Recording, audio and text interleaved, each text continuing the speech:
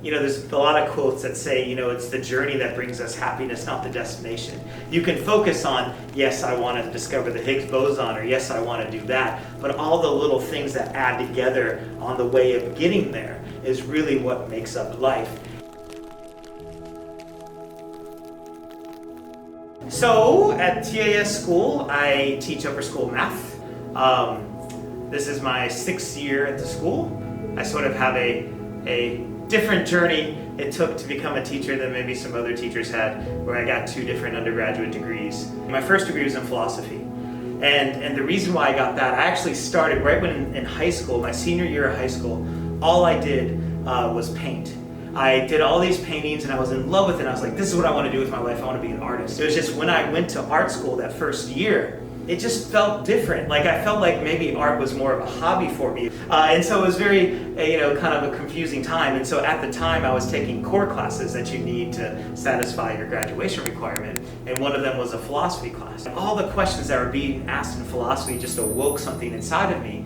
And I was like, if I can figure out my personal philosophy of life, if I can figure out what motivates me, what gets me excited, what gets me happy and all those things, then maybe I can then figure out what I want to dedicate my life to. I do still paint, but not as often as I used to. But the most recent painting I had was when I first got cancer around, I think March of 2015 is when they discovered this. Technically, I think it was stage 3B colon cancer. When I was first told I had cancer, I didn't even care. Because at the moment I was in such pain, I just wanted the pain to stop. The tumor had grown so large. When they took it out, they said it was about the size of a grapefruit. And so at that time, it didn't really hit me what it was. I'm 39, I'm invincible, right? I'm not gonna die. Why would you die at 39? No one dies at 39. Those are things that happen to other people, right? I was just so stubborn or so optimistic or so, I don't know what the right word is. I never really thought I may not wake up from the surgery.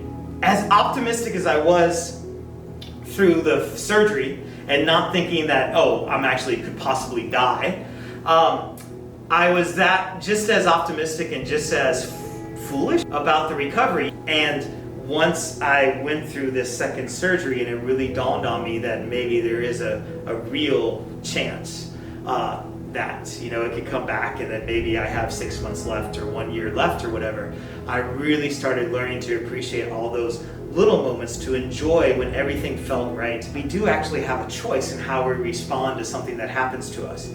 And maybe this experience has allowed me to remind myself of that more often. And I was always a happy person before this, but I think now I'm more consciously happy. I don't want to spend my whole day or my whole life wasted being angry or frustrated or something like that. I would rather spend it being happy and enjoying the moment.